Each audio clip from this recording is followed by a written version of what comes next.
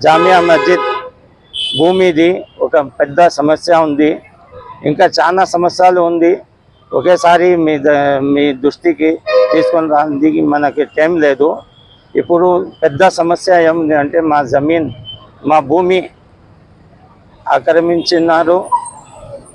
వక్ఫ్ board Zameen కబ్జా చేసుకున్నారు. ఇప్పుడు మేము ఆ భూమిలో కొంత భాగం అడుగుతూ ఉన్నాము. పోయిన గవర్నమెంట్ కూడా జీవో పాస్ చేసినారు. దానికి సబ్ డివిజన్ కూడా అయిపోయింది.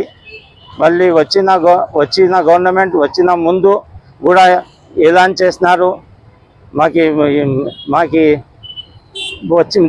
వచ్చిన తర్వాత కూడా ఎలాన్ చేసినారు. ఇంతవరకు మేము లీడర్ దగ్గర చాలాసారి తిరిగినాము, కలెక్టరేట్ దగ్గర తిరిగినాము, ఆఫీసర్స్ దగ్గర తిరిగినాము. ఇప్పటి వరకు మా భూమి గురించి ఏం పరిష్కారం చేయలేదు. మేము గవర్నమెంట్కి ముఖ్యంగా చెప్తా ఉన్నాం. సారికి చెప్పి మేము అలసిపోయినాము.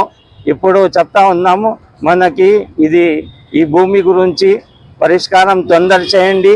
గుర్తు పెట్టుకోండి. మీరు అది పరిష్కారం చేయలేకంటే మేము కూడా గుర్తు పెట్టుకుంటాం.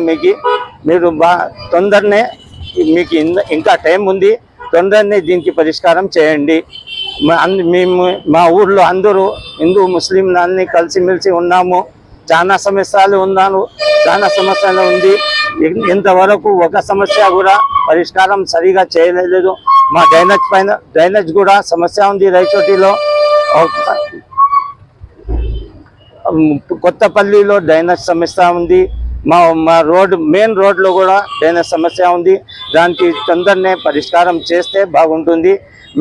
మీరు మన సమస్యలో పరిష్కారం చేస్తే మీ తోడు ఉంటాము. మీరు చేయలేకుంటే మీరే ఆలోచన చేసుకోండి.